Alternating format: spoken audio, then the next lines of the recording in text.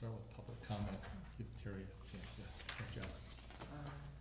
Good. Laura, did you change your last name? No.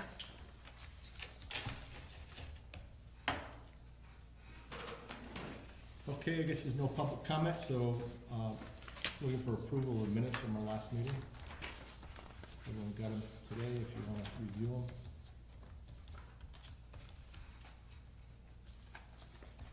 I'll make a motion to approve the minutes. Second. Okay, any discussion on the minutes? Hearing none, all those in favor, please say aye. Aye. Those opposed? Motion carries. City updates. Yes, so the primary thing I wanted to update you on was at our last meeting, we had some discussion about housing and regulations and what the city council was talking about. So I wanted to just give you a brief update on the last council meeting from this past Monday and kind of where things are going and how the planning commission is gonna get plugged in, or at least the direction that we feel that that council has kind of given us, not a formal action, but what we discussed. So what we're gonna be doing from a staff level anyway at this point is working with the housing commission to develop a kind of a replacement housing ordinance that has some inclusionary housing characteristics to it as well.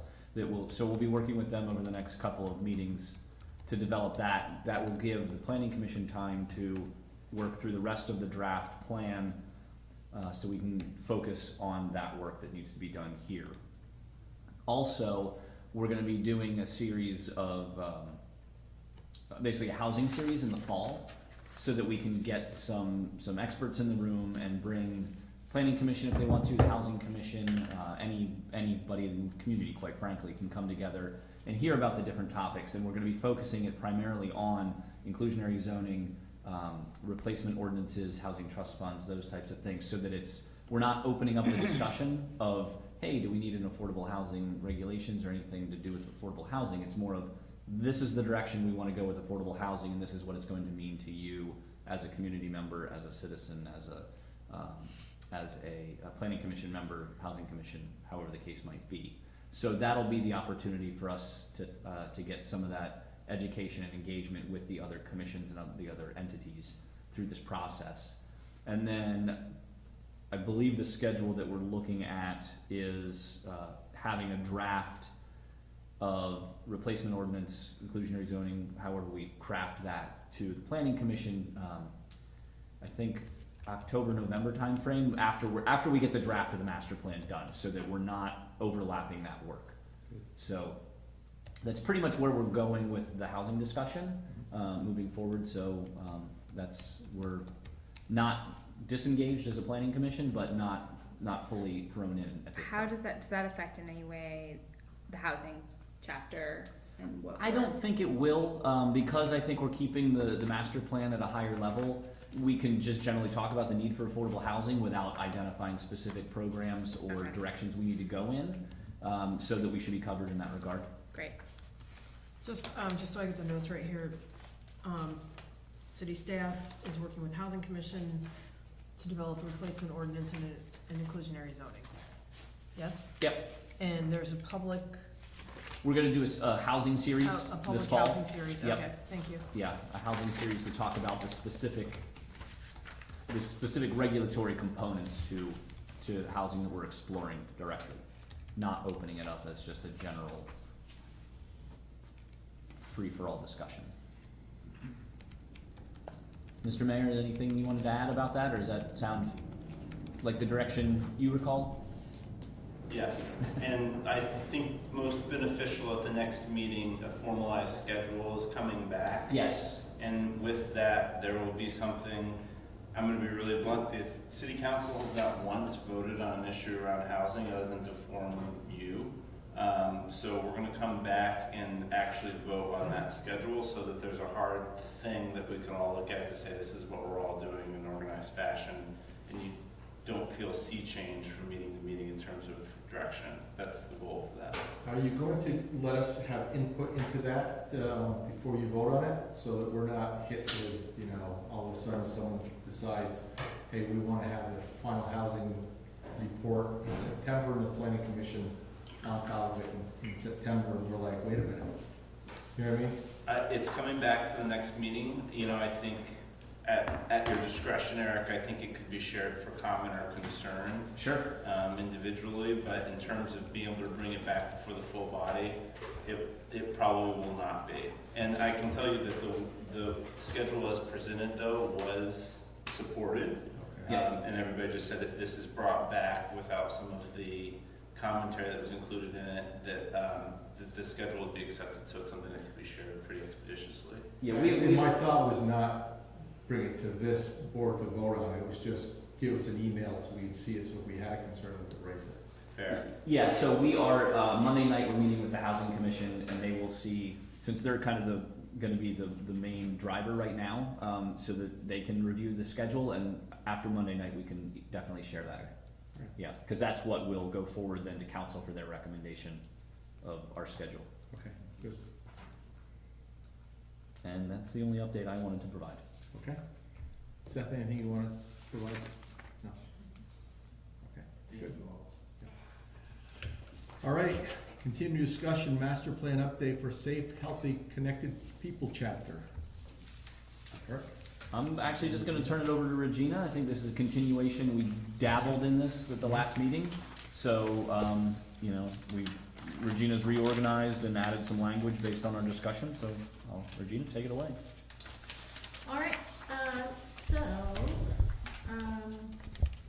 you'll see some changes in the draft language. One of the things that you'll see is there's some of the data is kind of filled in a little bit more, but I still haven't had a chance to think through this with Ray, who I think would be a super helpful person to figure out what really is the right information to include in here. Some of the public health data, just so you know, it's really not accurate at a municipal level, if it even exists at all. So the county level is like the best we can do. So we'll have to decide whether that's even useful or relevant to include in the plan. Sorry, just to note, the reason why Ray hasn't weighed in on any of this yet is because he's been on vacation since this was drafted. So I believe he's back next week. So we will have his input before the draft is finished. So that's just one point I wanted to make. One thing that we also talked about at the last meeting was having a bit more information about the school, because at that point we really just only had a random high-level goal without much information about the schools in there at all. So your draft has a version of the school piece in it, and I got back from Sean McMahon his revised version of the school section. So that's coming around to you. Sorry that was not available earlier, but just got that back from him. And he did not track changes, so, yeah. Eco staples, so there's not a real staple on it. Very exciting. Wow. Pretty cool.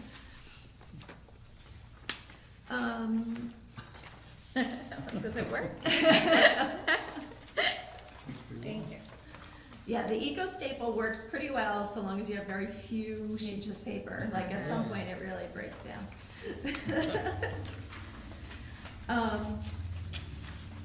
So that information you've got as well. It is, as far as the way that it's organized, I kind of put this in there after the kind of key issues data points, but we can shift that around and decide what we want to ultimately do with it. And, you know, I kind of almost like the concept that it's a little bit almost owned by the schools too, so we could sort of like, you know, include it in kind of a different way to be clear that it's not what we said about the schools, it's really what the schools are saying. So the expectation would be this language from the school would replace what's in the draft. Yes. Okay. Yeah. And you'll see at the end of his version, I talked with him about the concept of trying to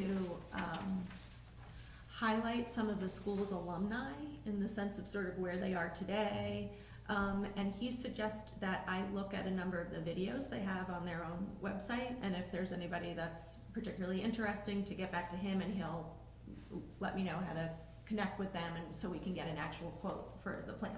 So I have not had a chance to look at those videos yet, but I certainly will, and it sounds like that could be pretty cool.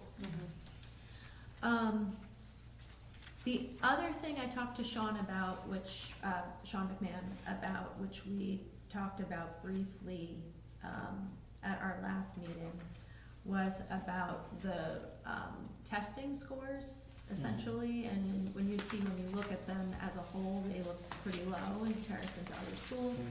And if there was a way to sort of describe that any differently in terms of folks who are in the English learning side of things versus non-English learners.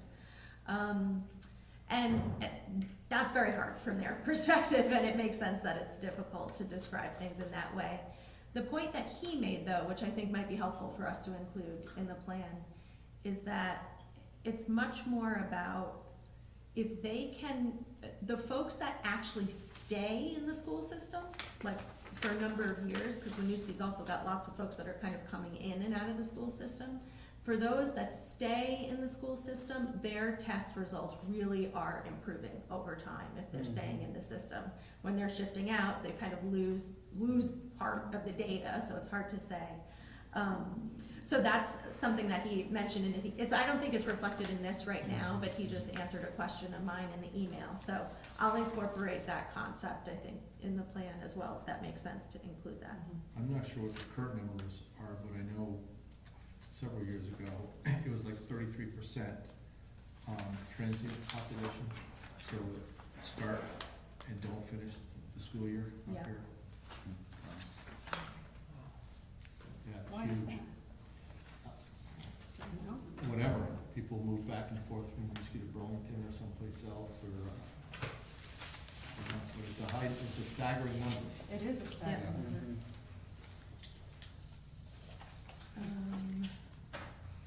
What I can never figure out with the schools is like, it seems like the number of high school students is much fewer per grade, right, than elementary school and middle Yeah. school by a dramatic number. And part of that is the school choice program in Burlington. But where, is it dropout rate, like, what is that? I think, I don't know for sure, but I suspect we've heard a lot of people move to Winooski with young families and they leave before they hit high school. So I think that's got a lot to do with it. Because, yeah, you're talking, I don't know what the graduating class was last year, but I know when my daughter graduated in 2004, there were 33 or 35 Yeah. in the class. Yeah. And that was, during that period, that was about the average size class, 30 to 40. Is that what it is still? Yeah. It's very small.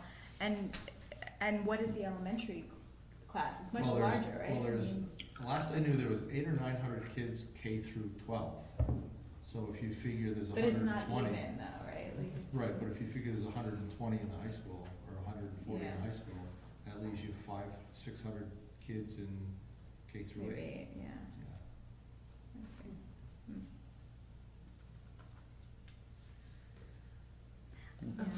I mean, I think it's like, it's what seems relevant to us and think, I mean, the whole plan holistically is like, what is driving that decrease going into the high school level? Like, if it's people moving out of the district, then why are they moving? And it could be about housing availability, it could be about dissatisfaction with the schools, it could be a lot of things, but it just seems like a pretty interesting pattern that might be. And- I think we touched on this a little bit in the last meeting. So there is a big stereotype about the Winooski High School, the curriculum as well as the education system itself there. Because we talked a little bit about the school choice. Mm-hmm. And when children get to middle school, they either send the kids to either Essex High School, Essex or Colchester or Burlington, or, you know, people move out, because people don't want to wait and actually see what the reality is like. People have a fear. They have already heard so many things, rumors about high school. So That's pervasive. yeah, What It is. what are the numbers, of the students that who live in Winooski but attend high school out of district? I know, It'd be really fascinating to look Mhm. into to see if it was really the choosing outside of the district or if people are actually physically relocating. relocating, yeah, Yeah. exactly.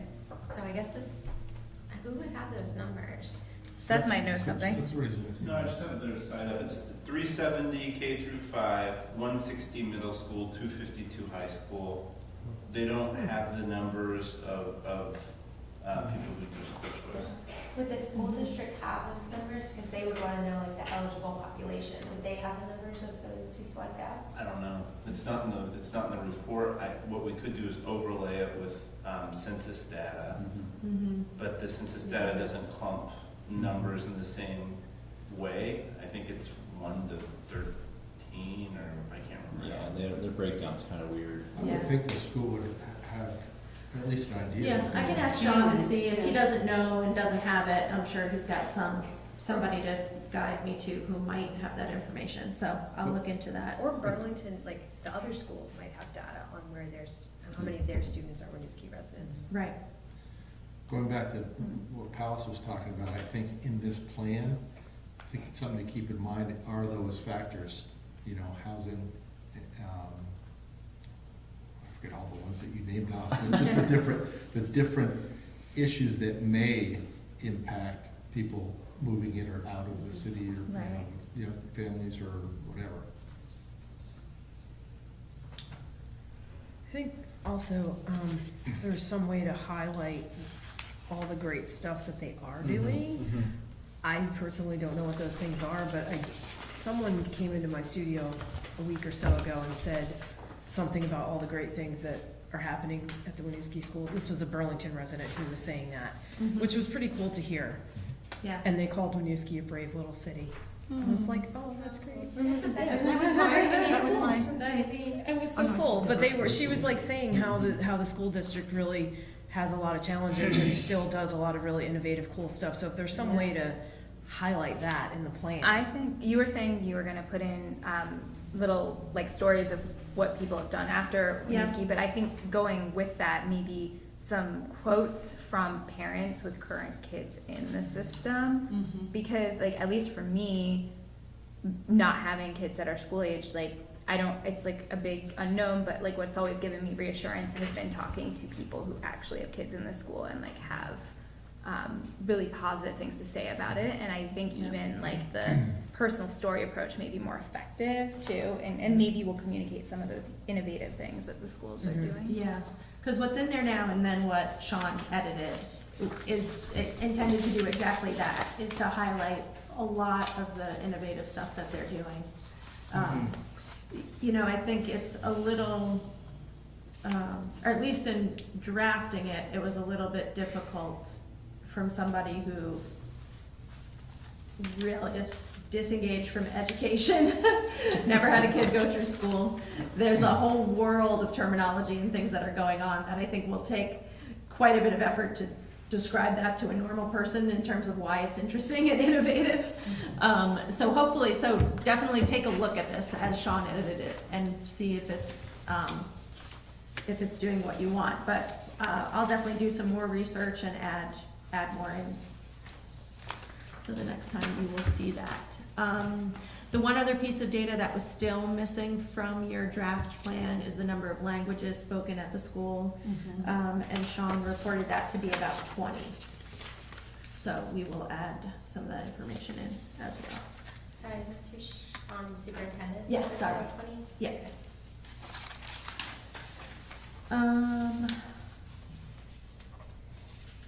Okay.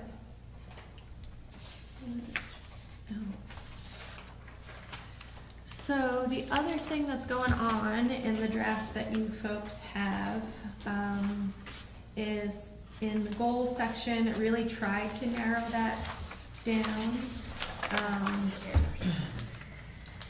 It's still a much longer These are list the than the other chapters in the lists in the sections, but, about 22 is what we got it down to. So,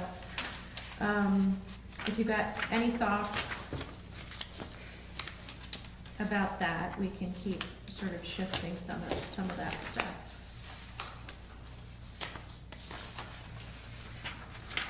But for the most part, we took out a bunch of the real kind of specific things that. Consolidated. What was that? Did you end up consolidating some of those that? Yes, yeah. Though it didn't get too many consolidated. So, one thing to specifically point out is goal number 9 was the kind of placeholder school goal before. What I added in is essentially Winooski School District's vision statement. That's what they work from. So I think it made sense to include that. I was able to consolidate the mental health and substance abuse one, but let me know if you want to go even further with that a little bit. But then other than that. What about elderly? I feel like there's a lot of senior housing. See if I did narrow that down.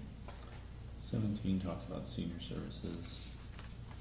Yeah, 17, yeah. sorry. So 17 was edited to really kind of get all the senior stuff in there. Okay. And then the one thing that we kept that was from the Community Services Commission, number 18 was really a senior specific comment from them, but you folks asked that we kind of broaden that, so I think that makes sense, and that's in there like that.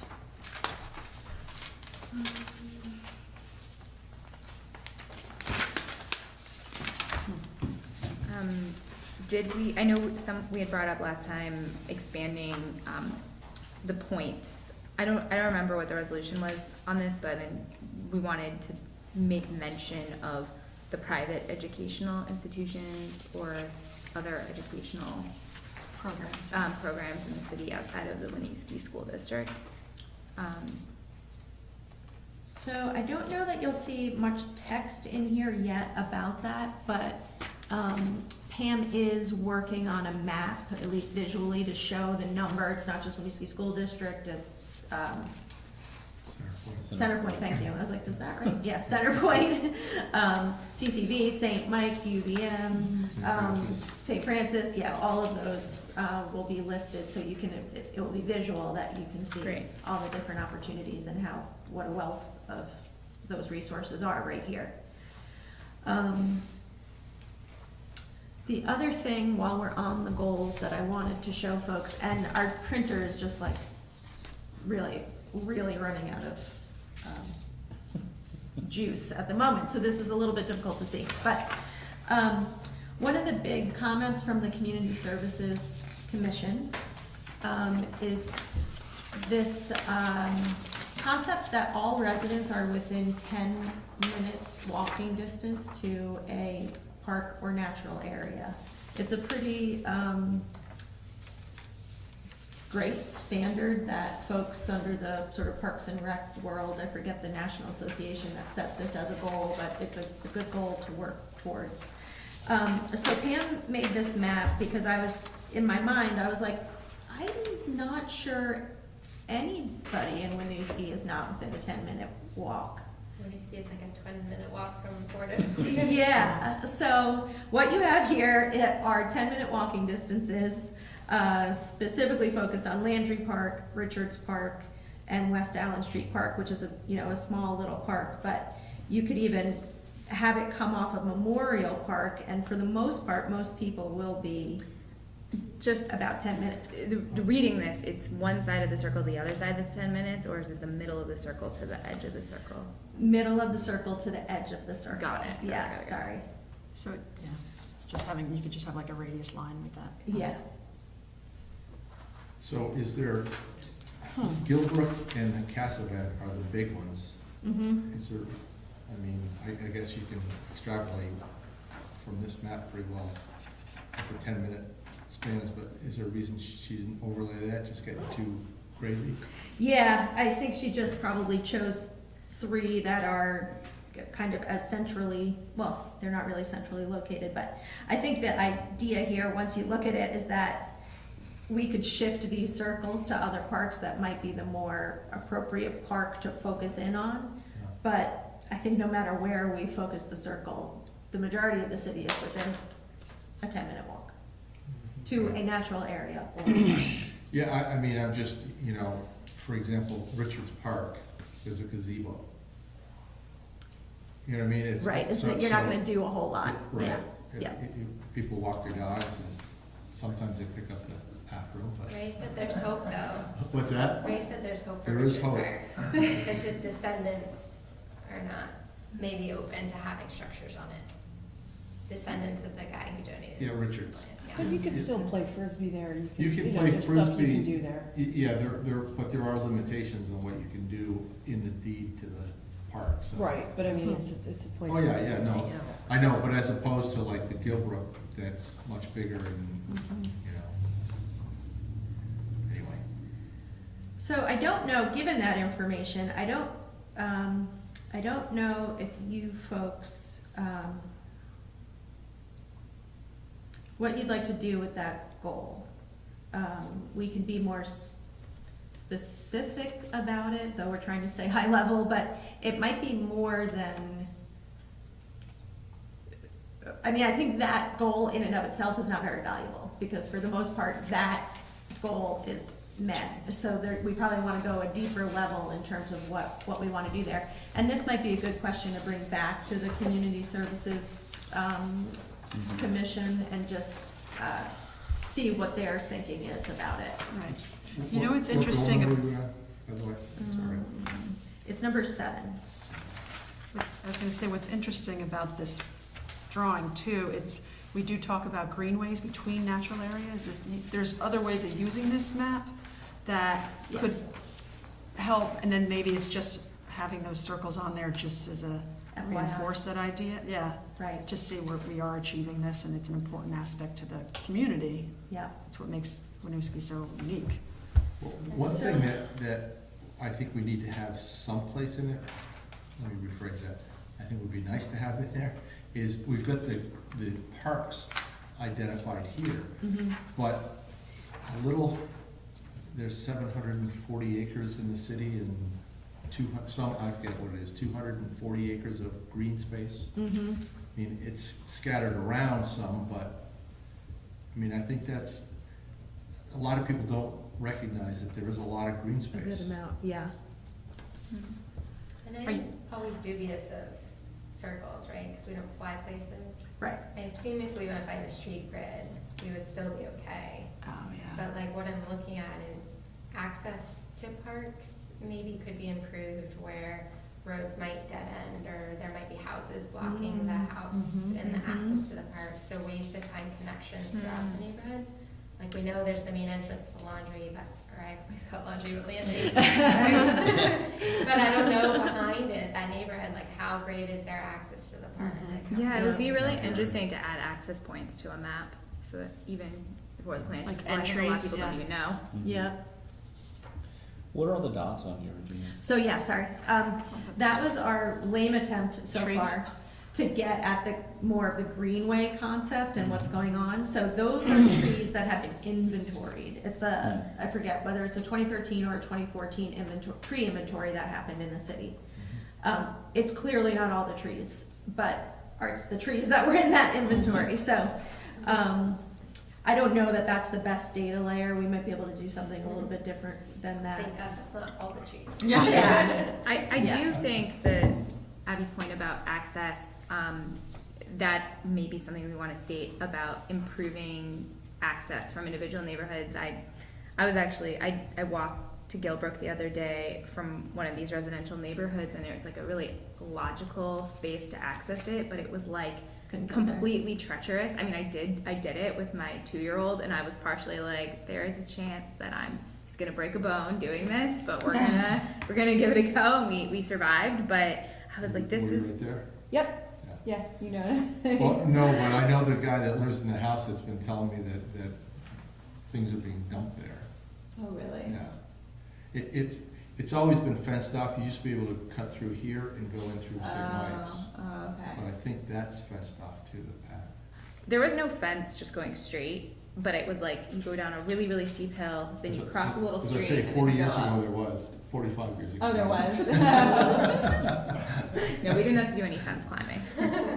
I so I do think- fence climbing with my 2-year-old. Do you? And maybe fences are something that we should talk about too.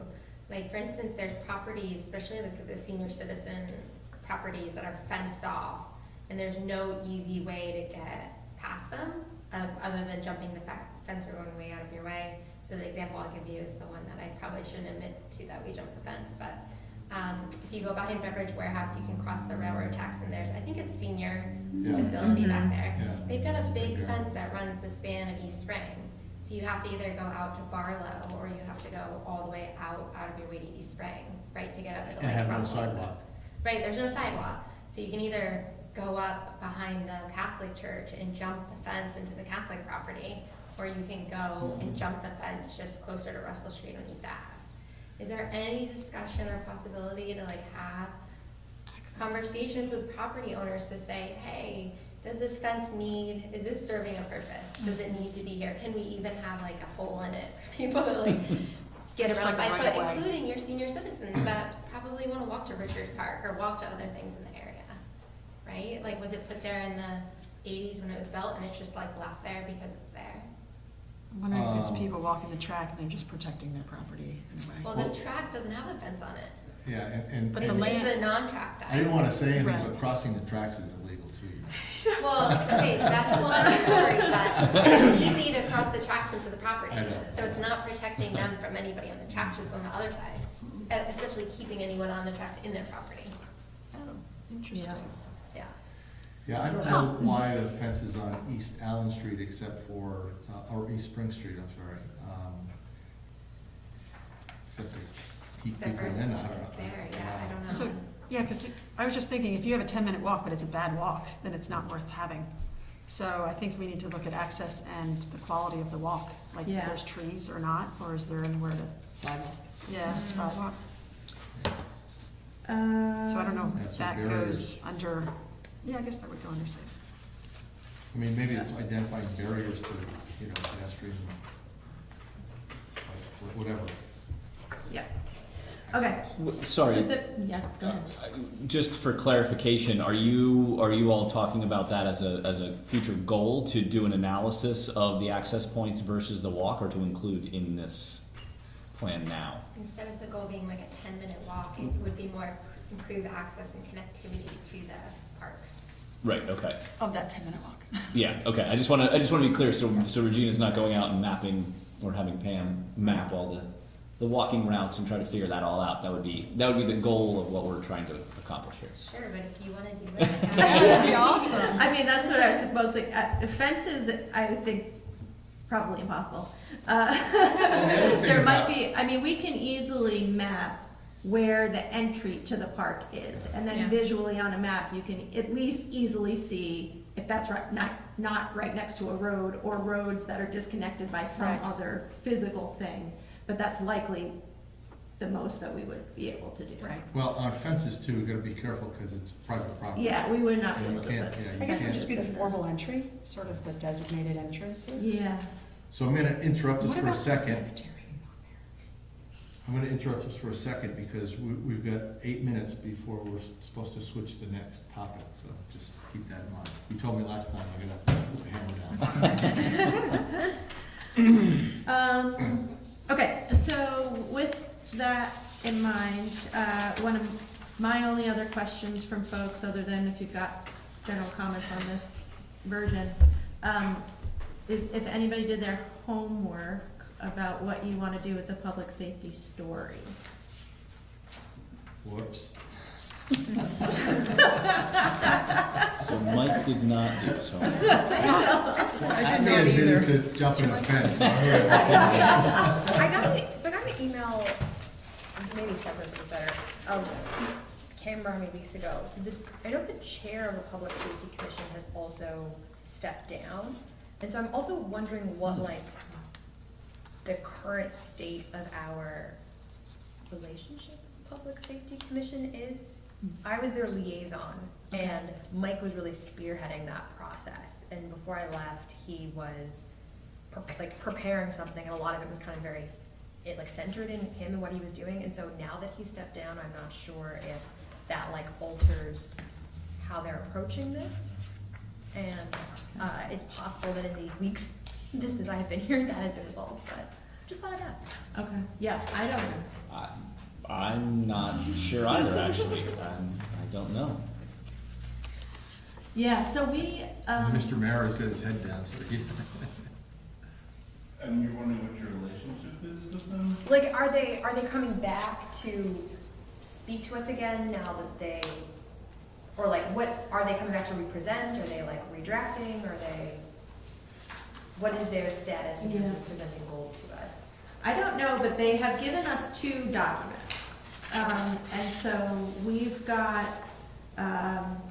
their sort of goals, visions, and those are, for the most part, they're striked through in the version that you guys have. Right. Because they're real specific. Yeah, so I tried to kind of bring them up and put in some general goals that I think cover most of what they're trying to do. Then they gave us another document that's really, it's called a story, and it's written very story-like, almost like a letter to the editor. Mm-hmm. And I don't know that the voice that it's in is, not that it's inappropriate in any way, but it's just not the right voice from a document authored by the city, by the planning commission and by the city council ultimately. So our thought was just what to kind of do with that. I think content-wise, I've tried to pull enough of it kind of into the content you guys already have. Mm-hmm. So from my perspective, I think it's okay to kind of put it on the side and not include it in the plan, but I just wanted to give you guys the opportunity if you wanted to do something different or more with it. But I think it's fine if we don't include it.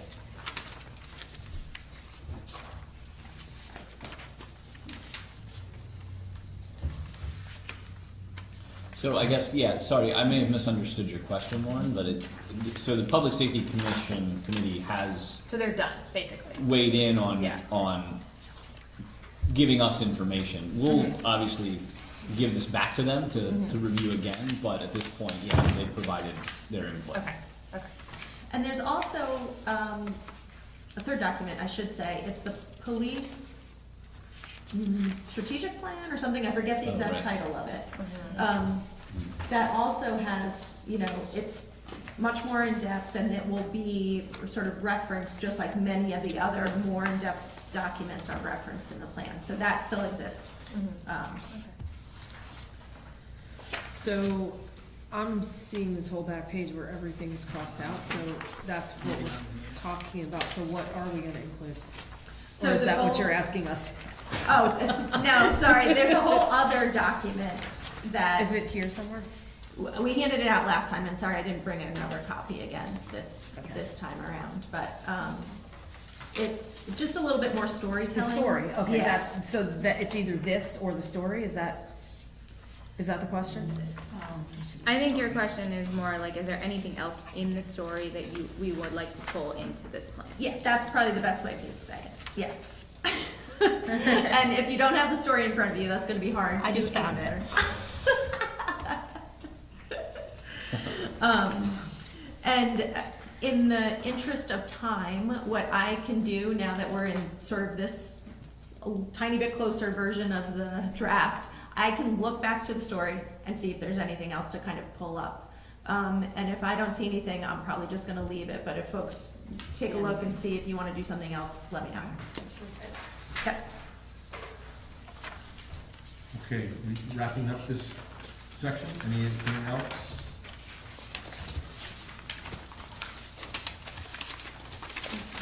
Okay. So then we'll move on to housing chapter. So So, I realized about 2 hours ago that you were completely missing the last 2 pages of the housing chapter that you got. So, I apologize for that. What you have in front of you is something that looks like this on one side, and then goals on the other side. This is the missing last 2 pages from the housing section. The other item you had at the table was and yes, thank you, the draft housing, the guiding principles for the housing commission, just to give you a sense of what their focus is, to potentially incorporate some of that language into, and I think mainly the reason why I provided that for you is because I didn't see any goals in the housing section that Regina gave us, so you can potentially ignore that handout and just look at what Regina gave in color.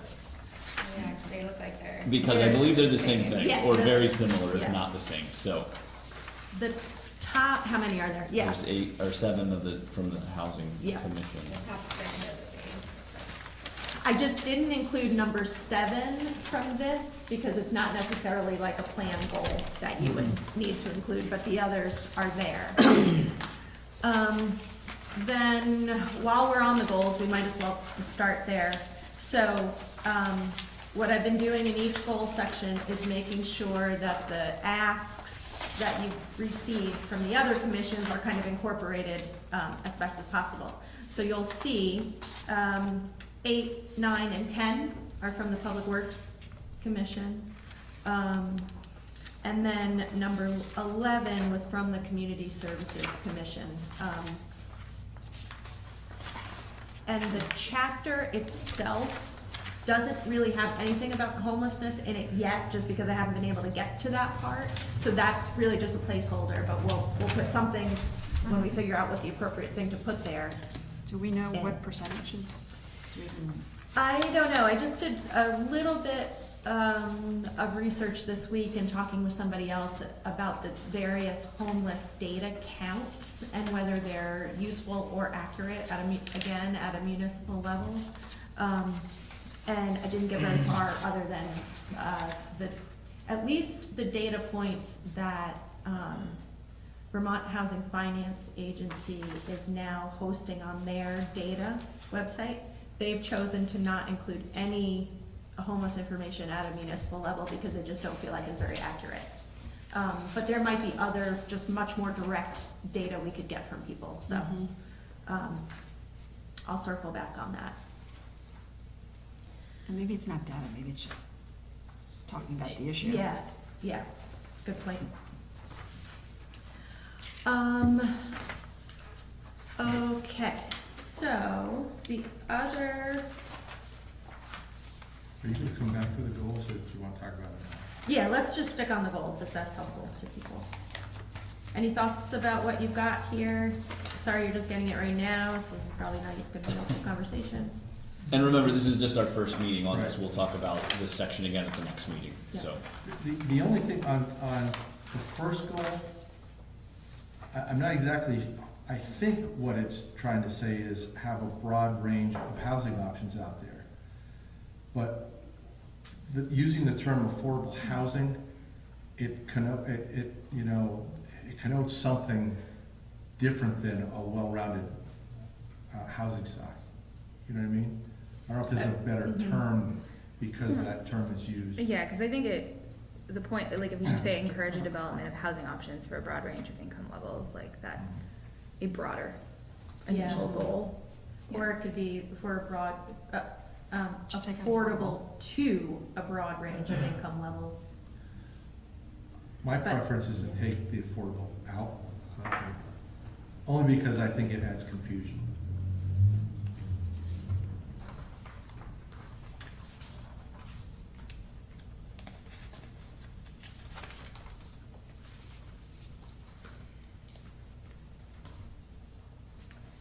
Okay. But I think it needs to come somewhere. If we take it out of that, I think it needs to, What's that, affordable? yeah.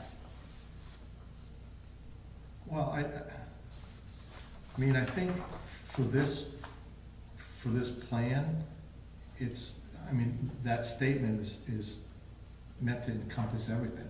Yeah. You know what I mean? So, and the housing commission stuff that they're working on, the housing targets is gonna have the affordable component That's in true.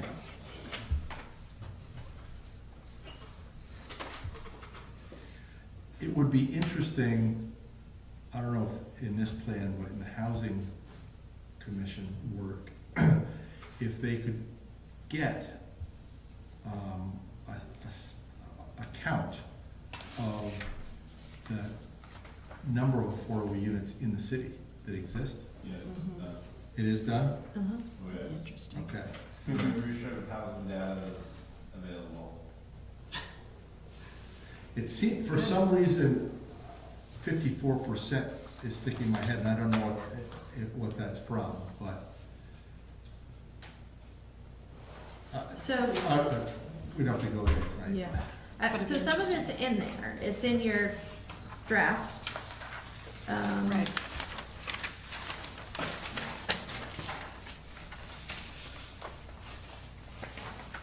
Yeah, 54% right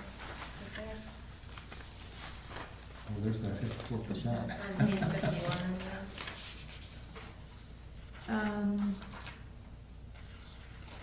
So some of this I do just wanna circle back with Heather on and make sure I'm describing it correctly, because there's, lots of great data that just came out of this, I think it's probably this last year, maybe it's more than this last year.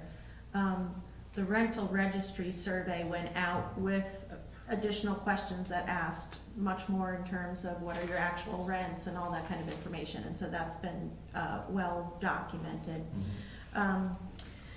In all of that work. So some of this, I'm just unclear on whether we're referring to the numbers based on that survey or extrapolated back out to the total, because they didn't hear back from everybody. They heard back from, like, I mean, it was a great number of people that responded to the survey, like 75% or something like that. So some of the numbers, I'm just unclear on whether it's extrapolating, you know, taking that sample essentially and bringing it back up to the full level or what, but yeah, there's lots of data. There's lots more data than what I put in here, but these seemed like the most logical ones to sort of pull up. You said that happened last year? I don't remember coming that to me. I feel like it's happened sometime in the last year. I'm not sure when or how that happened. Yeah, I remember When getting the rental rental registry, but not survey went out. the survey questions. Spring.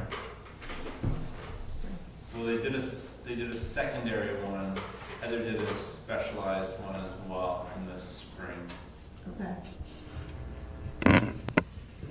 So, this is data we have. Do we want to try to, when we go through this, are we going to try to have targets for each zone or something? I mean, each income level in a way? I mean, is that something you're, So that's definitely what the Housing Commission is working on right now. I think the idea is that we keep this sort of high level and then let that shake out in its own separate process, because ideally, this is done, gets a stamp of final approval before those get 100% finalized, I think. So that stuff might shift more than when this plan is done. Yeah, and I think I think you're right, this plan wants to stay up here and not get into those Yeah. goals, let the housing commission and, Yeah. you know, I guess I'm take just care of that. curious. There was a presentation on this topic, it was like preliminary that I think we saw in the spring. Is that here? I think you guys were here, I think it was right around the beginning. I don't remember that. Seth, you remember? Yeah, I mean, so there's been established target percentages for what new units will be in terms of affordability by a percentage of mix based off of area median income sections. So that's been accepted, and the goal is informing how they're doing their policy development work in terms of, okay, now you have the goal, what are the levers? I think to the point of things can change, those percentages could get adjusted at some period of time is probably the wise one, is what I would say. Sorry, what's the last 5 words you just said? I think the idea that those actual numbers could change. I mean, I can see in this plan it being appropriate that the city shall monitor growth. You talked about the gentrification tool and set goals to achieve a desired mix of affordability in the housing sector. I don't know. Yeah, Without having to say keep we're it gonna stay. specific. Right. Right. Yeah, We want this percentage of net new units to be this AMI and this net, this Yep. to be this, yeah. okay. I have a question. It says approximately, this is on the top, it says 72% of renter households in Winooski qualify as low income, and that's at 80% AMI or below, under 80% AMI, which is also the first row in the chart. So what's the difference between 72 and 54?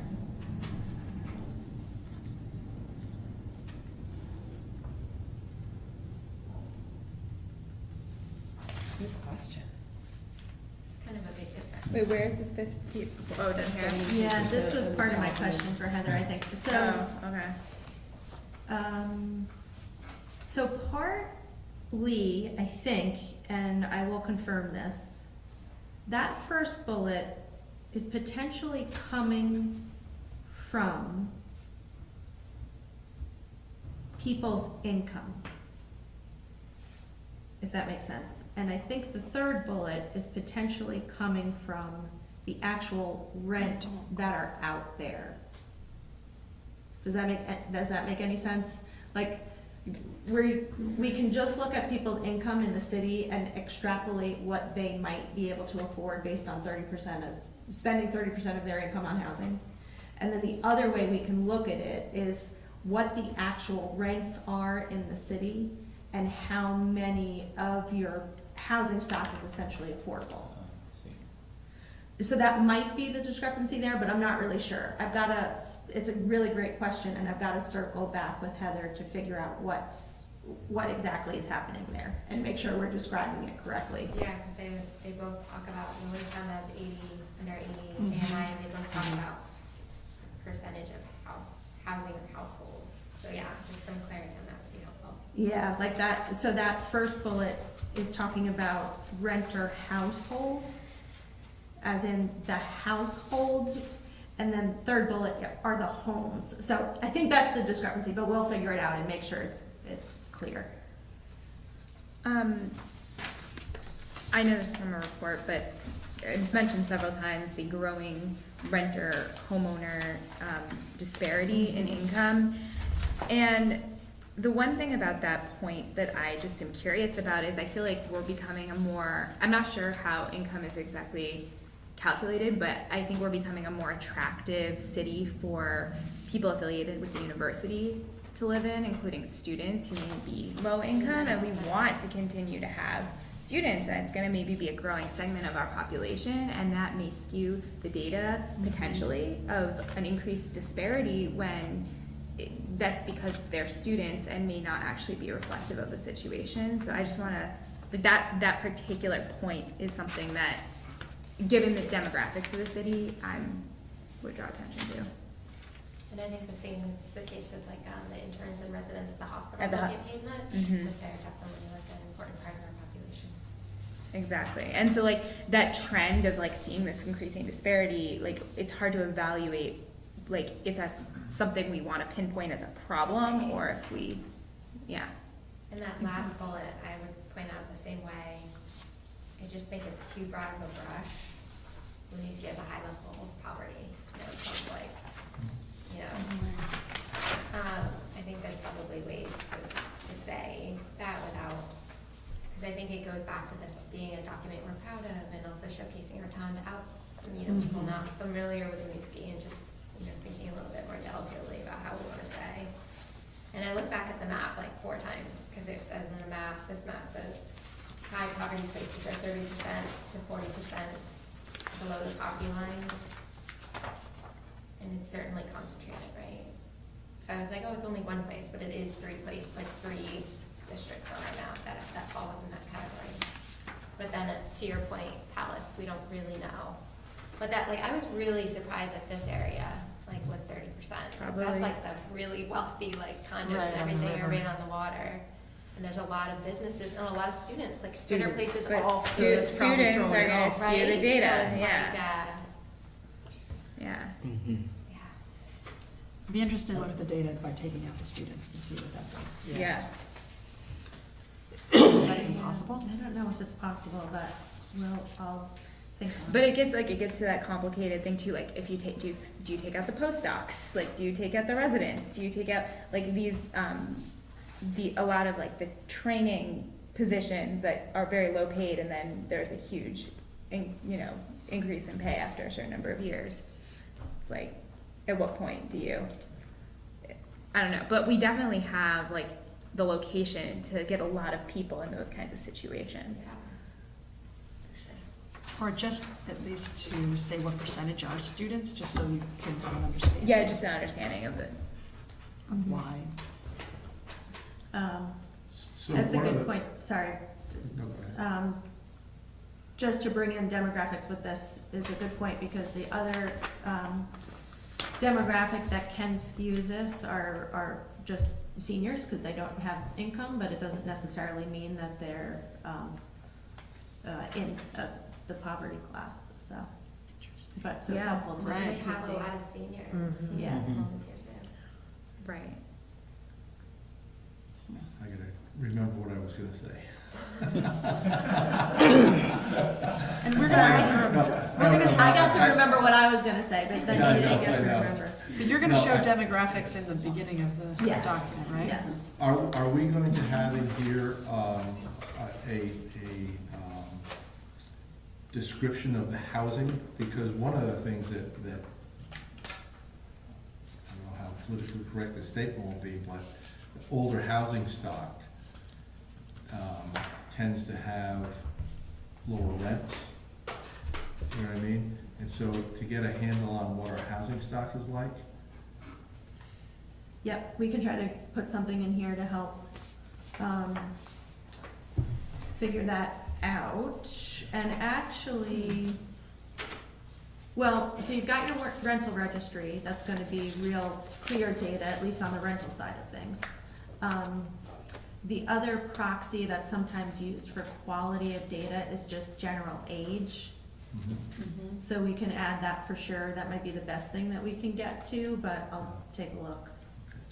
the other thing, I just want to make sure I understood you correctly, Seth, when you were talking. We're not talking about putting targets in this plan, that's coming from the Housing Commission. I would spoken hub that. Yeah. Just- Right, I wasn't sure I understood what you were saying. I want to make sure that that's the case, because I don't think we want this in this plan. That can be a discussion for someplace else.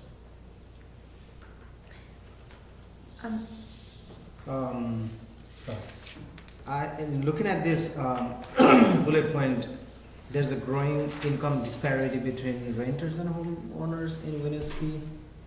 I mean, I'm just looking at the, renters and homeowners.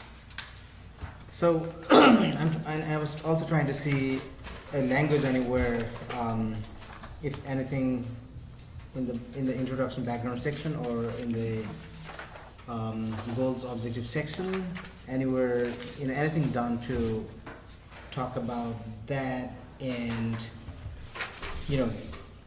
anything done by the city or in the city level to encourage people to own,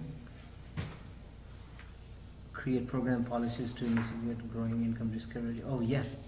So is that what you're? Oh, yeah, getting at, the okay. question? Yeah. Any language to Help address that? Yeah, address that. So that's on page number. And do you That's ever right. say more than that, or is it just create programs? I'm just curious. I guess they'll go to the housing and figure out how to do that. There's at least something there, but Right, if right. if I know, it's there is like, there is how? more to How do it, you do or that? yeah. Yeah, I mean, I think that's, certainly we could get way more specific in this plan, but I think the concept is that we're kind of staying high level, and then a lot more of this stuff is worked out at the ordinance level. But I think certainly all this work, the, housing retention ordinance and all that stuff, all of that is intended to try to, stop that stop that gap from going larger. So, getting to these 2 points on this page, the growing income disparity between renters and homeowners, Give an example. I guess my initial thought was must be homeowners' incomes are going up and renters are going down, but I'm not sure that's the Well, case. yeah, What's, so what's the disparity? Is it Yeah, incomes are higher because we got places Well, with rents of $2,800 a month? I think it has to do with my inclination, seeing the demographic shifts in the city, is that it's a demographic thing, which is like, we're attracting more, students, and we're also becoming a very, attractive destination to young professionals and people right out of school who might be at entry-level positions, and earning low wages. But I think that if you look at the, I think I've heard that our age, median age has been going down in Winooski. And so I think that the revitalization of the downtown has made us attractive to a population that may actually, of people who are gonna be renters, cause they're transient, they're young, and they're low income. But that may not be a bad thing, so I'm just being cautious of like stressing that point too much, if Yeah. that's the. Well, I guess a couple things. More and more there are people who are choosing to rent as opposed to buy for whatever reason. Yeah. But also, I mean, you've got rents downtown that are $2,800 a month. You need to have a good income to support that. So that's why Right, I'm but, curious. I'm wondering if that income disparity is one growing higher with renters or homeowners, you know what I mean? Because it doesn't say anything. I mean, yeah. you say that in there, okay, what's Yeah. that mean? So there's a lot more information behind it, and so I'll pull more of that in so that it's clear what's going on, what we're saying, and describe it much more fully than just the blanket statement, which doesn't have a whole lot of information behind it at all. So, I mean, there is behind it, but it's not here. So then my other question is the second bullet, approximately 30 new homes. Is that homes or units? Because I can't imagine there's been 90 new homes Right, built in no, Winooski in the yeah, last 3 right. years. There have been 90 new units, Housing maybe units. more of that. So that's What's just, what's the difference in? so a 5-unit apartment building has 5 units. A single family is 1 unit. It's like- This says there have been Unit 30 might new be a- homes. To me, a home is a single family residence. To me, a home is anybody's home. Yeah, A dwelling. right, but, I think units would be clear. right, but I think units is much clearer. Especially Yeah. considering we're talking about all the rental Yeah. in the city. So that's, Brenda Torpy is a huge proponent. Anybody's unit is a home. Not gonna debate that, and, They're just Now you're gonna a think different differently. word. but in terms of someone reading this, Yep, how is it interpreted? Not everyone interprets it the same way. Well, I think Okay, yeah. Even the state sees it as an efficiency as a unit, 1-bedroom apartment as a unit, Right. right? So Yeah, and a 3-bedroom is a unit. is a unit. Mhm. Yeah, and a single-family home is a unit, so. But this does read like it's a, I read it the same way and I wondered the same thing, like, where are they? yeah, okay. I'm curious. I will switch it, sorry. Going back to this introduction, I'm intrigued by this, the limited time houses are on the market, and I was wondering if that's data driven or if that's sort of more anecdotal, because I'd be really curious to see that, if we had data to show like a house goes on the market in Winooski and within like 3 days. I mean, I'm a realtor, so It's crazy. it is, especially the past summer, Winooski houses were almost, between like May and July, the average house probably was selling within like 24 hours of hitting, or So going under contract. if that could be like visually represented in some way, I think that would be very cool. That's a great way to show how dynamic a place is. What paragraph is it? Sorry, just so I can mark it. It is It's- third from the bottom. yeah, additionally, Winooski is a desired Yeah. homeownership Awesome. destination. Thank you. Yeah, but, yeah, I mean, seasonal to some degree, but Winooski compared to our neighboring towns has been a very, hot market. And you can look at the median price of housing in Winooski, it's the county, the market. That's There's a lot true. of things. We, another point that's interesting about what's been happening in the housing market in Winooski is that there have been the single-family inventory is so low right now that, you know, I can say as a realtor, people come to me and say, like, I'm interested in living in Winooski, and they can't buy in Winooski, because there's just so few options. There were entire weeks this summer where there wasn't a single-family home, a single-family home on the market. And that was really distressing. And then when they came out, it was like a rush of people, 6 offers, selling over asking, very tough to find And also, housing. Offering the selling price or give, going above the selling Yeah. price. Oh, yeah. Yeah. So. Okay. Let me look at my list of questions. Can I suggest a question? And maybe because I'm just a detail-oriented person. And I guess when I read some of these goals, sometimes they're just so high-arching that I'm just like, it's not really telling me much in a way. Do you know what I mean? And it's sort of just like, I want a little more information, but not too much detail. Do you know what I mean? Mm-hmm. And does anyone else feel that way, or are you fine with the level of?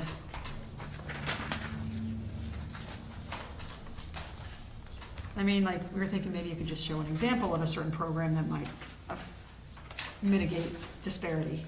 Or, do you know what, I guess, I'm just curious. Yeah, so one thing I was doing in the other chapters, and I didn't get around to it for this one, was trying to sort of just bring a visual point to it, so that we could, in the ultimate version, when each of these have a visual that helps give a little more detail of what that might look like. Right, I haven't done that yet, and okay, that might help. so that might help. Some of these they're a little more policy, right? So the Right. visual might be kind of difficult. Like develop regional strategies for deconcentrating poverty, it's like, Yeah. how do you do that? Yeah.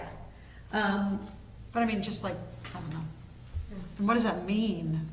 Yeah, I guess I just wanna give some, like if just an average person was reading this, yeah. I mean, the layperson maybe No would be like, idea. oh, okay, what do we do with that? And I guess they So, would go to the housing more detail. yeah. So I can, think on that for sure, to figure out how we can at least bring some examples or something in some way in here to make these a little bit more understandable. So, the bullet says participate in regional dialogue regarding affordable housing. I'm gonna go, just throw this out. We're setting targets for affordable housing within the community. I believe that we should be looking at affordable housing in Winooski as part of the countywide regional affordable housing. So I don't think we can take Winooski out of context with the regional affordable housing thing. So I think that's more of a discussion for the Housing Commission goals and City Council's goals, but I guess I just get a little bit concerned that we're looking inside and not out in the region.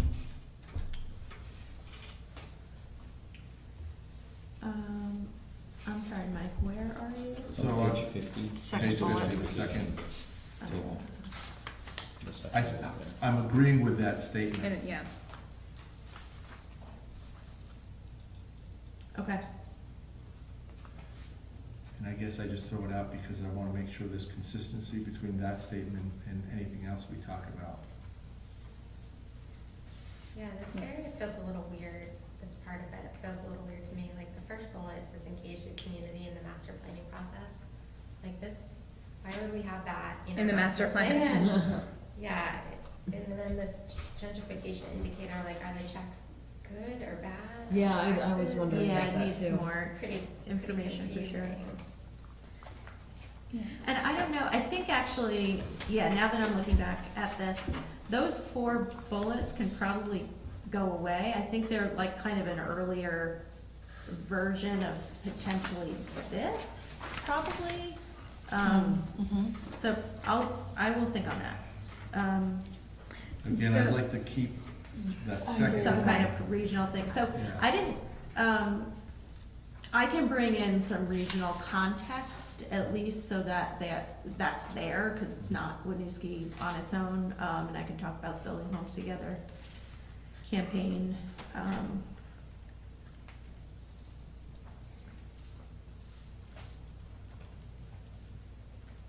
And I presume the regional plan will have some direction for that larger regional approach and presence in some of these issues. Yeah, we don't have specific targets, Right. in any way, but yeah. Yeah.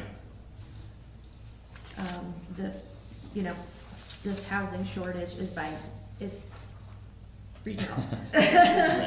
So we I thought it was could just definitely Burlington. bring some of that in here.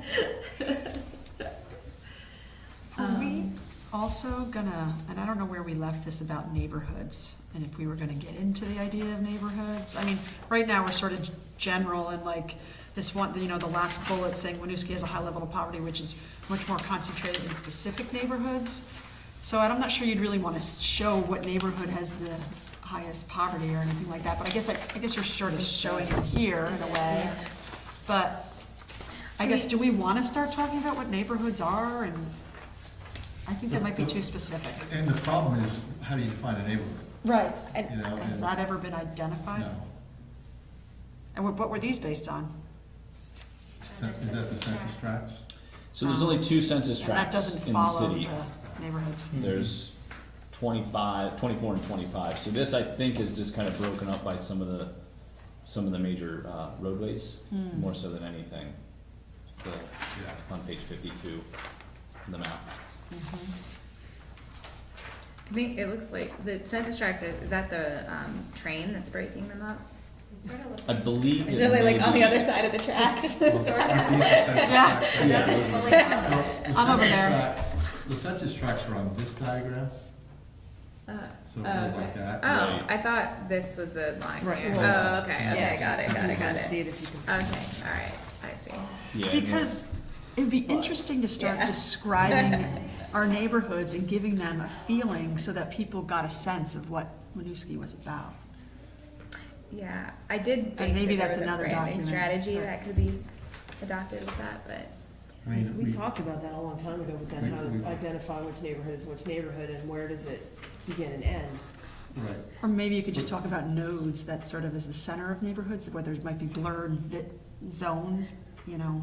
Well, there's also the there's a strategy of like not naming all neighborhoods necessarily as neighborhoods, but like we talked about an arts district, well, you could, and we talked about wayfinding, having like on the street poles flags that say arts district, so everyone Right. knows like this is the arts district, and then the flats.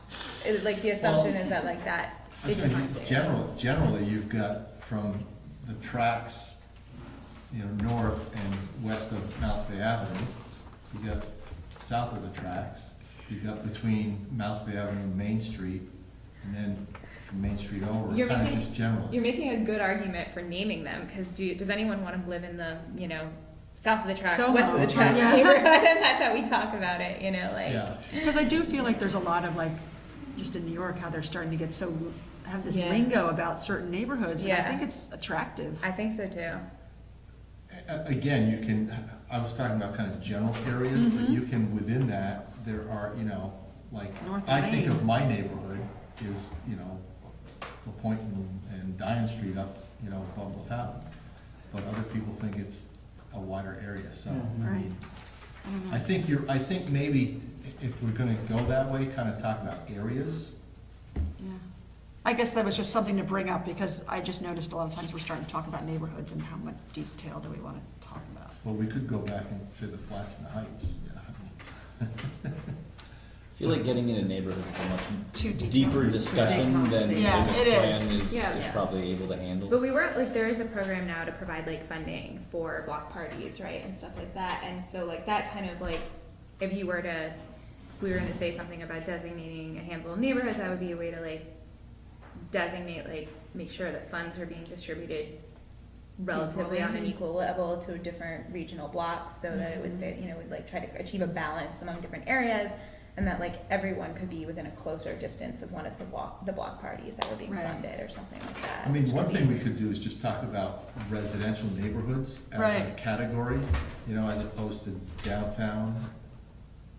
So there's two, What's that? that would just be two different things, because I mean, it's pretty Well, much I- residential, well, I guess Maine is sort of its Gateways, own. I guess. Yeah, you could say gateways, you could be industrial parks, I mean, do whatever you want, but I mean, just kind of generally. Right, And when I think of, I'm probably old school, shock, right? When I think of neighborhoods, I think more residential, mhm, so maybe we just talk about residential neighborhoods, right, you know? Because we do have a lot of different areas in diverse housing. right.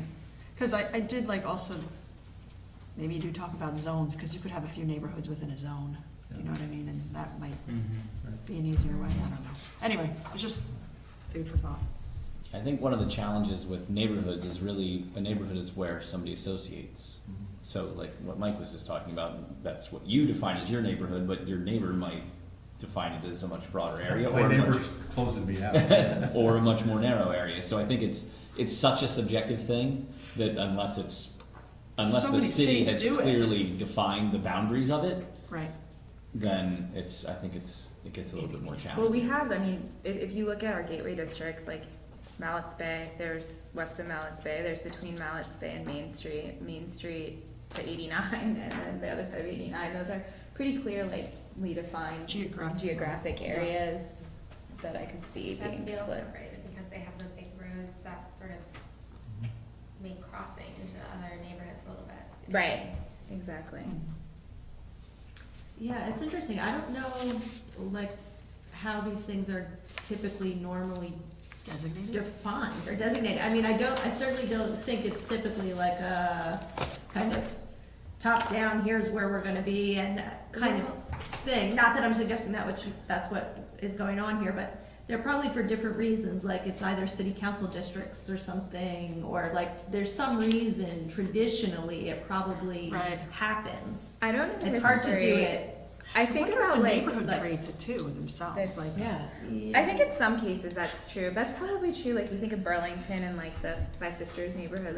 Like what? I don't Yeah, know. Or like all Right. kinds of But- different reasons. The mayor is Yeah, just like the- dying to. Dying to say something. No, I'm just, it's interesting, I was just in Portland, Maine, and I stayed in Munjoy, right, which is like this transition district, right? You know, where this historical homes are this investment, and I started Googling at night, like, when people define neighborhoods, is it a good thing or isn't it? And the thing that I found from planning people was it's a bad thing if you do it arbitrarily, it's a good thing if it's done naturally. Yeah. And I think So, that like an issue we're always gonna have in Winooski is that we are ourselves So a small. neighborhood. Yeah. Like, we were a neighborhood of Colchester, that was like the middle part of Colchester, right? And we developed this common identity as one big block, and it wasn't subsected.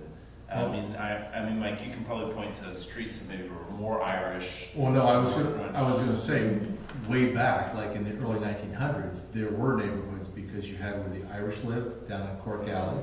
You had where the French lived, you had, you know, different, the new immigrant populations back then that came in as groups and they settled together. Now, everyone's intermixed, so you don't have, I'll go back to the old day, the Irish neighborhood, the Italian neighborhood, the French neighborhood, or whatever. Everything's intermixed now, so I think you're right. I think Winooski is, I think we look at ourselves globally as a neighborhood, but within that, you know, I think of my neighborhood, though it's not specifically defined. It's just kind of this area that I live in, you know, and I think So how other do you- people do the same When thing. people ask where you live, what do you say? LaPointe Street. You just say the name of the street. Yeah, I would well, I say say behind- Winooski, I say okay. Winooski. I live behind Beverage Warehouse. Because you know everyone knows Because that. everybody knows Beverage Warehouse, you Yeah. know? And if you don't know Winooski, you're like, if I say Russell, they're I like, say off now, it's Well, bad. yeah, so, yeah, right? So I feel like we do say certain things that people as markers maybe. yeah, well, I say my street, and then people say, where's that? I say, well, you know where the armory is. There you go. You might, I was Find out. survey the people in Winooski and see if they self-identify as being part of a neighborhood, would be interesting. Yeah, but it does make sense, because like New York City's so huge, so you want to feel like have part of a neighborhood, so they've created these, and those are probably much larger than ours. But have they Yeah. created them or Well, they- did they get created organically? I think Just- I think probably both. Well, the other thing too is that Palace talked about it, that the natural splits, when you have a big city that has freeways going through, Yeah. trains or whatever, there's a natural There's usually split. South And of so- Canal or whatever. Yeah, so, you know, you have to cross 18 Yeah. railroad tracks to get to the next area of neighbors, so you don't associate necessarily with them, you know? I mean, I do feel like we already do have organic neighborhoods, at least in my impression. I live on the west side of Mallett's Bay, just barely. I basically live on Mallett's Bay, but as soon as I cross over to Union Street, the street names even change in my case, because there's Union Street, which turns into West Lane. I live on West Lane. When I cross Mallett's Bay Avenue to get over to Union Street, I do it all the time. I feel like I can obviously walk there, it's just across the street, but I do feel like I'm in a different neighborhood.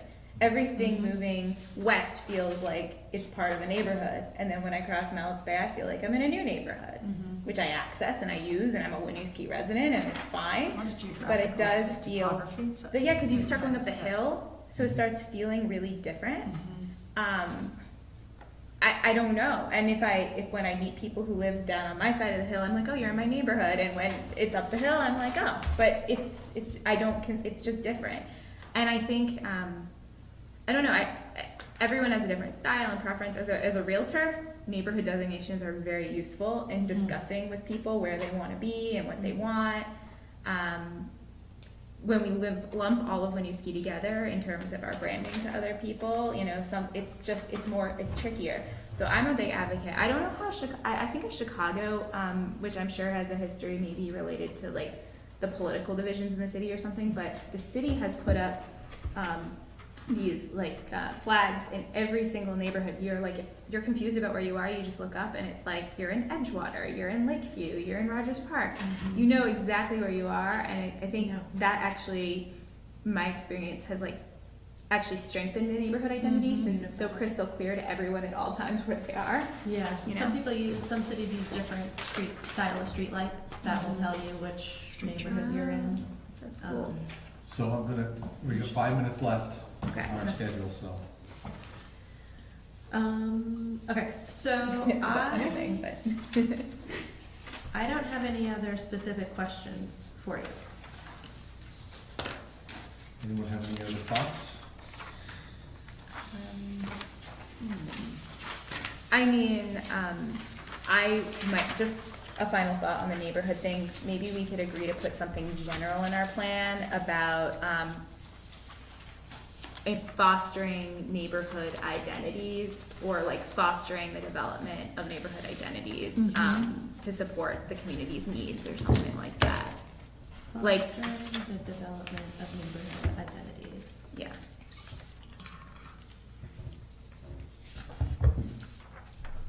I think that would be good. Yeah. Especially if I could spell out identities. Because how does All right. how does the city deal with distributing funds throughout the city? Is there certain, I mean, is there certain, I mean, I would think you'd have to distribute We equally. don't, we're at large No? for everything. We have 2 census tracts as mentioned. Now, what could become very difficult for us is that if those 2 census tracts come back from the census with drastically different numbers, we could run into a situation where one half of the city is eligible for things and the other half isn't. Interesting. And that would be very interesting, but politically, remember, we're all at large with no party designations, too. So those dividing things, and our demographics are balanced enough that both, so for example, there's 25 opportunity zones in the state, right? The new IRS designations for, to help communities get investment. We're the only community in the state with 2. And it's both of us, it's our entire city. We got 2 of the 25, which is awesome, but. Well, and also, when you talk about distributing city resources, for example, streets, police, all that stuff, it's just streets. I think they still do. It's what needs to be, go through, take an inventory of what needs to be worked on. It doesn't matter if it's over on the west side or east side, south side or north side, it's all looked at as one because it's Yeah. so small. To link Well, to and we your saw- conversation today too, the housing commission's had a lot of conversations about do you subset policy around housing to certain areas? And their decision ultimately was no. It was to say, make it all apply citywide and make it all, you can do replacement housing someplace else in the city as long as you're meeting that. That's a geographical limitation too, we're 1 square mile. Okay, anything else? So, So, I guess the next thing is review of future meeting schedule or master plan topics. Yes, so we will continue the housing discussion, incorporating Regina's edits, or the edits that you all discussed, that Regina incorporates at our next meeting, which will be September 13th. And then we will begin the review of the demographics and background information. So we're starting to get through, I believe that's the housing is the last main section before we start getting into some of the other parts and pieces like implementation, background, demographics, things like that. So we're starting to come down to the end, ish, Yeah, but nowhere near. but nowhere near, not anywhere close. Regina, do you have the draft, working draft in a single document, or is it all piecemeal at this point? It is in a single document. Is that something you can share? Yeah, I think we, definitely after the next version, when it starts to be when the introduction, which is the last main piece of it, we can definitely start to share it, cause right now, just with each of the pieces, it seems like way all over the place, but once the intro is in it, we can start just, like I could send you the whole document instead of continuing to send you just each section, and then find out too late that I cut off 2 pages by mistake. For me personally, that would be helpful. Yeah, So, to start to see it all. to Yeah. see it all. Something else I just want to put on your calendars now while I just thought about it is we've got on our schedule a public engagement event is tentatively scheduled for the 30th of October. What we're talking about, or what we have talked about, at least internally, is trying to tie that with the Winooski Halloween on the 27th of October, to have a table so that we can hopefully reach a larger set of the public, lay out some of the bigger themes. So if you're available, that'd be great for you to be able to help out and participate. So speaking Saturday. of that, It is Saturday. is Super the fun. farmer's market, where do we stand on that? Oh, right. Remember we talked about having a table or information booth at the farmer's market? Right, I think the big holdup with that is we were waiting till we had enough material to put out there, and I think, again, once we get Okay, that's fine. Yeah. I don't think we've had that yet. Yeah. The So, long farmer's does the market's market gonna go end till? soon, until though. October 7th? Yeah, so So it's we should early, probably it's do early it once October, next so month, we should. once You know the date? October. It's the first week in October is the last. okay. So maybe 2 times or something? What's that? Maybe we should go out there 2 times, or at least once. For the farmer's market? Yeah. Maybe we could, if we're there like the middle of September, just to talk about, hey, we're doing the plan, are you aware of that? And here's a link or whatever. Yeah, I think, so far the chapters have been so kind of out there that we haven't put them on the website yet, Yeah. but I think we will soon, maybe like 3-4 weeks, certainly by the mid-September, at least I'll feel better about a draft good enough to at least put on a website, outside of your planning commissions. I mean, even if we go to the Location. planning, the farmer's market with kind of an outline, Mm-hmm. without necessarily specific stuff, but an outline. Here's kind of what the shape it's taking, Yeah, and what we've talked about. And I think it'd be good at that with something to do at the farmer's market, to pull out some of the goals, so we have a sense of, under this section, these are the goals that we're talking about, and under this section, these are the goals we're talking about, to give, so it's not just kind of a ambiguous type of thing. yeah.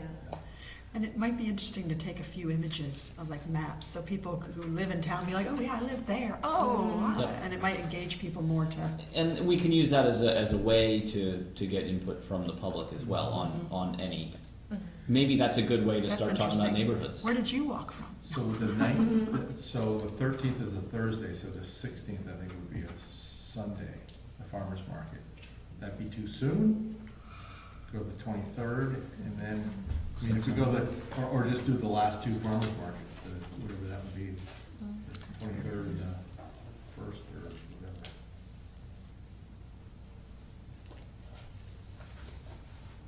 Yeah, we'll look at the schedules and see Yeah. what we have available to take and what might make sense to display. Yeah, I guess it kind of might make sense to do 2 weeks in a row, so maybe the last two farmer's markets gives a little time as well. I think on my original schedule that, I can at least be available to help is the 23rd, September 23rd, September 9th, September 23rd, and then The 7th? the 7th, so that's Columbus Day weekend, so Oh. that's just, it's more difficult for me. I don't know if it's more difficult for anybody else, but, I won't be here. And I honestly, I'm probably not gonna do this, cause Sunday's my only day off, so. yeah. You should just talk about the Winooski plan at the Burlington Farmers Market on Saturday. Yeah. Just If I highlight run into it. any Winooski people, I'll do that. Yeah, you know, there's actually, when we've done this in the past, it's a lot of non-Winooski residents that go to the Winooski Farmers Market. Interesting. It's a lot of non-Burlington residents that At do the it, but it's a Burlington lot of Farmers tourists, Market. though. Right. Who Yeah, it's a couldn't- lot of funding. really aren't that interested in Winooski. So let's finalize it at the next meeting, but maybe we look at the 23rd as one and And the the week 30th? after, the last week or whatever. Yep, we'll take a look at the schedule and see what makes sense. All right, Great. any other business? Anyone want to adjourn? Yeah. Want to stay? So you can make a motion, Abby? There we go. And Huh? do I have to move it, or I motion to adjourn? Yeah. I second that motion. All in favor? Aye. Opposed? Isn't it kind of ridiculous you have to make a motion to adjourn? Who's going to say no? Maybe if there was a heated argument, Next you time, didn't feel like you're being We'll need to have a listened to. 15-minute Yeah, there you lecture go. that I'll give you all. Okay.